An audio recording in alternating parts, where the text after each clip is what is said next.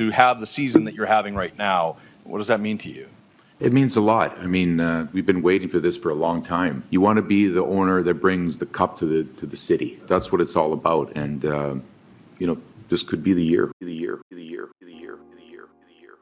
Okay, we've got 2 games to talk about. If there's a specific game you want to see, feel free to skip to it by clicking the time codes located in the description of this video. Starting with Game 45 against the surprisingly good Arizona Coyotes. Right off the bat, the Canucks' fourth line came out flying. Look how Sam Lafferty steals the puck from Coyotes defender Josh Brown like a warm knife through butter. Then, Niels Big Hog Hoglander set Tyler Myers up for a bomb that missed the net. Look, if you're gonna play the Canucks, you gotta be a little bit more prepared than this. Just a few minutes later, the fourth line was out again, but this time it was for a face-off in the defensive zone, and look how quickly they got the puck up the ice, completely nullifying any offensive plans the Coyotes may have had. Then, Lafferty plastered Michael Kesselring into the boards, prompting professional tough guy Liam O'Brien to throw one of the cutest temper tantrums we've seen so far this season. Not only did Liam's emotional outburst lead to a power play for the Canucks, it also burned $2,000 out of his pocket. While they couldn't find a way to beat Arizona's red-hot goalie Connor Ingram, when I say the Canucks had full control of the entire 2-minute power play, please know that I'm not exaggerating. They had the puck on a string. Also, I haven't mentioned this in a video yet, but in case you didn't know, 5 Canucks players were chosen to be a part of the 2024 NHL All-Star Game. 5.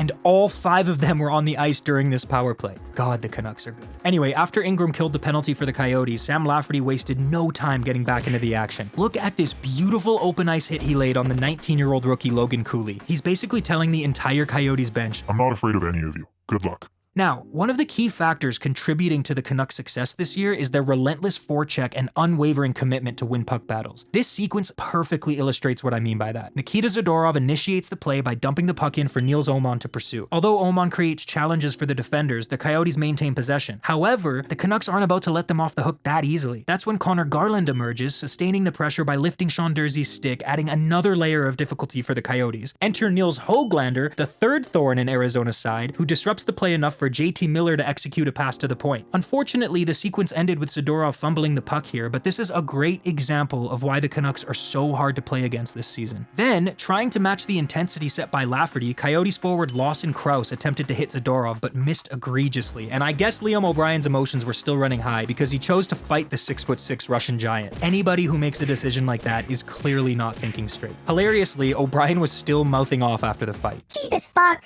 You're fucking cheap. "I beat the shit out of you." Then Sam Lafferty put his strength and speed on display by powering his way into a partial breakaway and getting a solid shot on net. I can't believe the Toronto Maple Leafs traded him to us for a 5th round pick.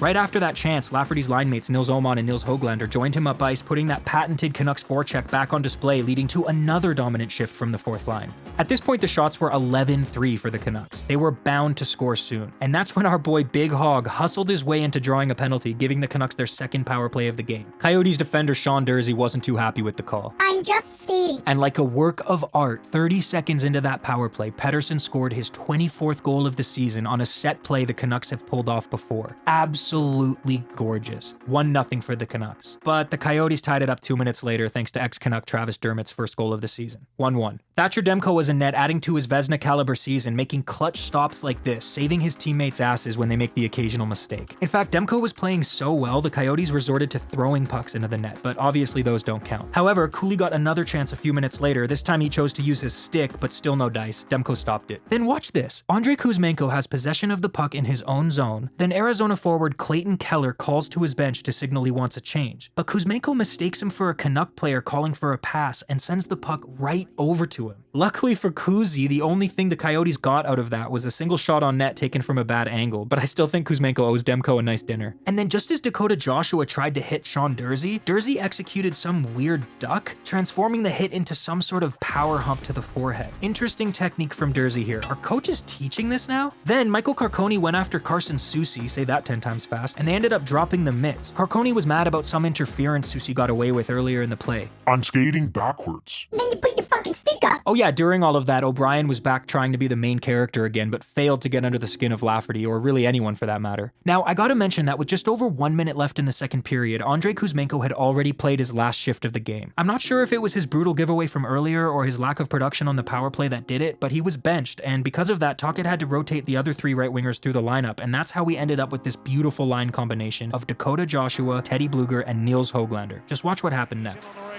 Got Dakota Joshua more than that. There's the pass. Tipped by Will Joshua. Scores in his own rebound. One hands. Dakota Joshua is turning into one of the Canucks' most clutch players. 2-1 Canucks. And remember, the Canucks are 26-0-1 when leading after 2 periods. Early in the third period, Big Hog cross-checked Dursey in front of the Coyotes' net, and Dursey was mad about it, so he tried to clean Hog with a big hit, but Niels reversed it on him and Dursey got the worst of it.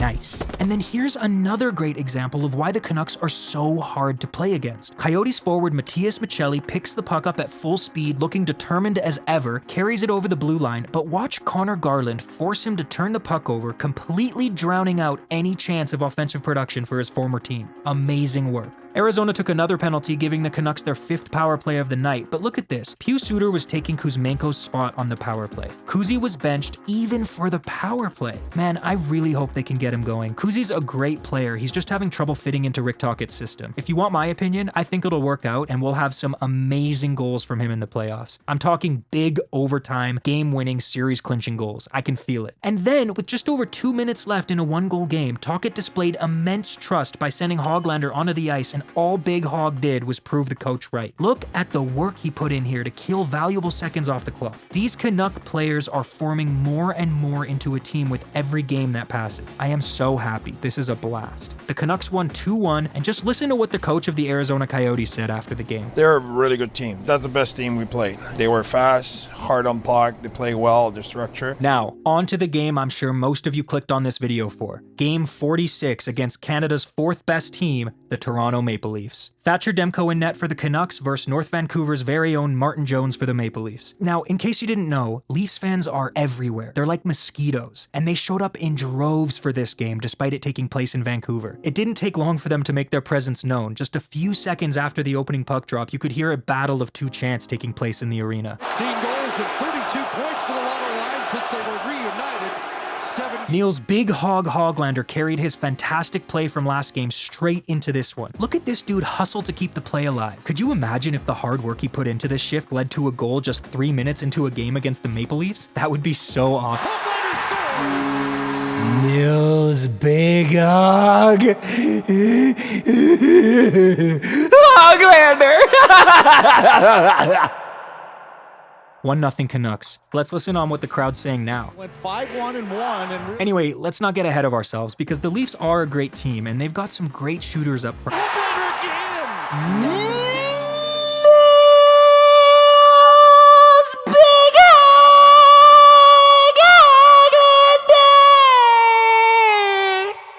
Are you joking me right now? Are you playing a little prank on me? Höglander pulls out the Austin Matthews? Big Hog goes bar down with Poppy in the building? Okay, I guess. 2-0 Canucks. Willie Nylander and Austin Matthews tried to team up to score one, but Myers wouldn't let them. Then Ty Domi's son and Todd Bertuzzi's nephew tried to get one, but Thatcher Demko politely declined. Then here's a sequence that had me drooling at the screen. Nikita Zadorov poked the puck off the $92 million man, William Nylander, chased it down the ice, and then the soon-to-be $93 million man, Elias Pettersson, came flying in and laid a massive hit on Leafs defender TJ Brody. Awesome. Oh, and then Tyler Myers sent Calle Yarncroc into the Canucks bench. Are you having fun yet, Toronto fans? Because I sure am. Garland scored, then gave us what is likely the best Canucks celly of the year so far. 3-0 Canucks. First period over. Now, I gotta be fair. The Leafs came out for the second period looking a bit more determined, I guess? Because they managed to get one past Demko to make it 3-1, and to be honest, as a fan of hockey, I don't want to see a blowout in such a big... They scored again. 3-2. Okay. Well, that's fine. The Canucks still have the lead. what a shot!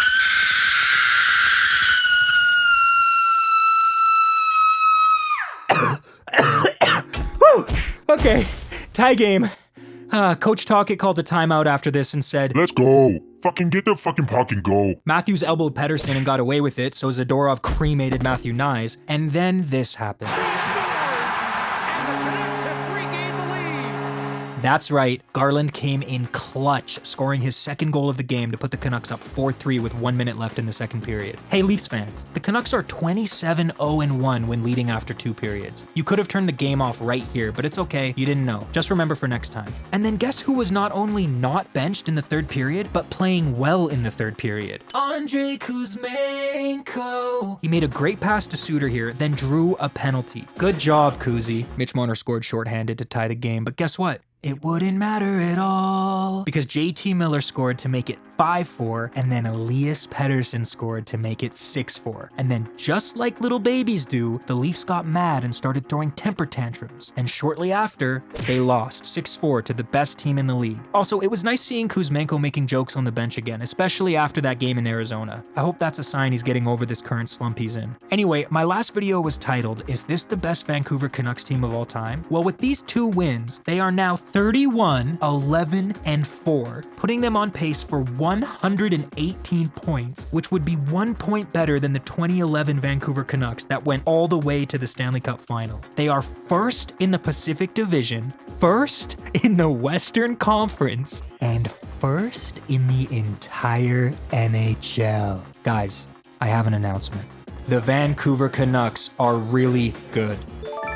Anyway, thank you for watching. Drop your score prediction for tonight's game against the Blackhawks in the comments below. I'll be shouting out everyone who gets it right in my next video. And if you're new here, my name is Nuckhead. I've been covering every single Canucks game since the start of the season. Before everyone knew they were good, by the way, I'd like to make it very clear that this is no bandwagon channel. I'm as real as they come when it comes to fans. Anyway, if you want to start from game 1, click the playlist that just popped up in the top right corner and you can watch the entire Canucks season from the very beginning told through my unhinged lens. See you later, everyone. Leafs lose 6-4 to the Vancouver Canucks. Let's go in here!